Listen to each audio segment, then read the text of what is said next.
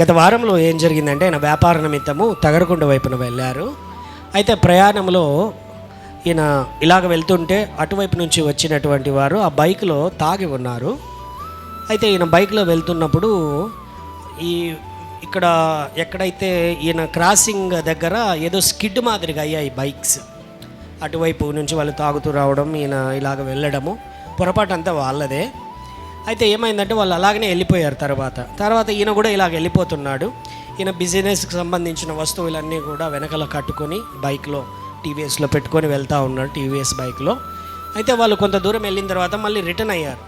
Return అయ్యి ఈయన్ని మధ్యలో ఆపి, నువ్వు బైక్లో వెళ్తున్నప్పుడు రాయి ఎగిరి నా కంటి దగ్గర తగిలింది, కంటి దగ్గర తగిలి నాకు గాయం అయ్యింది, గాయంగా లేదు అయితే లోపల గాయం అయ్యింది, సో నాకు నువ్వు డబ్బులు కట్టించాల్సిందే అని తాగుబోతులు ఏం చేశారనంటే పెద్ద గొడవ వేసుకున్నారు. నీ సామాన్ అంతా ఇక్కడ దింపేయాల్సిందే, నువ్వు డబ్బులు కట్టేంతవరకు ఎక్కడికి పోకూడదు అని అంటే, ఇక్కడ దింపేయలేదు, ఇంకొంచెం ముందుకు దింపుదాం పదా అని అంటే దింపడానికి లేకుండా ఇబ్బంది పెడతా ఉంటే ఈయన అక్కడి నుంచి వాళ్ళని అట్లాగా తోసేసుకొని ముందుకు వచ్చాడు. ఒక ఊరి దగ్గరకు వచ్చాడు. వాళ్ళు వెంబడించారు. ఊరి దగ్గరకు వచ్చినటువంటి తర్వాత అక్కడ ఉన్నటువంటి వ్యక్తులు, అక్కడ ఎవరో ఒకరిద్దరు ఉంటే వాళ్ళ దగ్గర అక్కడ నిలబెట్టాల్సిన పరిస్థితి వచ్చింది. వాళ్ళు వచ్చి అడ్డం పెట్టి అక్కడ పెద్ద గొడవ చేయడం మొదలుపెట్టారు. అని ఉన్నట్లండి అదే సమయంలో అక్కడ ఉంటున్నటువంటి వారు ఒకరికొకరు అక్కడ గుమికూడడం జరిగింది. ఆఖరికి దేవుడి మహాదయను బట్టి అందరూ అక్కడ జరుగుతున్న పరిస్థితి, వాళ్ళు తాగుబోతులు ఏమీ గాయం కాకపోయినా కూడా ఈయన మీద నిందలు మోపి అదే పనిగా ఇబ్బంది పెట్టడం చూసి వీళ్ళందరూ కూడా ఈయన వైపున నిలబెట్టారు. ఆఖరికి ఎవరో ఒక పెద్ద మనిషి రావడము, అక్కడ ఉన్న పరిస్థితిని అంతా కూడా, అక్కడ ఉన్న పరిస్థితులు అయితే, సరే నీకు గాయమైంది అంటున్నావు కదా, పద ఇప్పుడే డాక్టర్ దగ్గరికి, మరి ఎంత ఇవ్వాలన్న డబ్బులు అడిగితే గాయమైంది అంటున్నావు కదా, 6,000 అడుగుతున్నాడంట. ఎంత?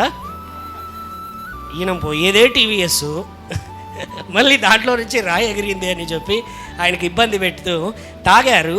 డబ్బులు ఈయన దగ్గర నుంచి ఎలాగైనా సరే దొంగిలించుకోవాలి అని చెప్పి ఎన్నో ప్రయత్నాలు చేసి దాదాపుగా కొన్ని 10-20 మంది వరకు కూడుకొని అక్కడ పంచాయతీ మాదిరిగా జరిగి ఇబ్బంది పెట్టి సమస్య పెట్టి ఆఖరికి ప్రజలందరూ ఈయన వైపున తిరిగి ఆఖరికి వాళ్ళను అప్పటికే అంటున్నారంట వాళ్ళు, ఏంటి అని అంటే, నువ్వు ఎట్లా ఇప్పుడు తప్పించుకోవచ్చు, తిరిగి మళ్ళీ వెళ్తావు కదా ఇదే రూట్లో, అక్కడ కాచుకొని ఉంటాము, అక్కడ నుంచి ఎట్లా తప్పించుకోటి పోతావో అని చెప్పి నేను బెదిరించేసరికి అక్కడ ఉన్న పెద్ద మనిషి కలగజేసుకొని తమాషాలు చేస్తున్నారని చెప్పి వాళ్ళకి అరిచి, నీకు ఇప్పుడు గాయమైందంటారు, ఇప్పుడే డాక్టర్ దగ్గరికి పోదాం పదా, ఎంత అవుతుందో అవన్నీ సంబంధం లేదు, మాకు డబ్బులు కావాలంటారంట దొంగిలించడానికి.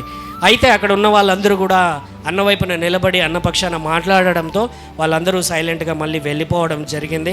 లేకపోతే ఇతని సరుకన్నా ఇతని దగ్గర డబ్బులన్నా ఎలాగైనా సరే దొంగిలించుకోవాలని ప్రయత్నం అయితే చేశారు.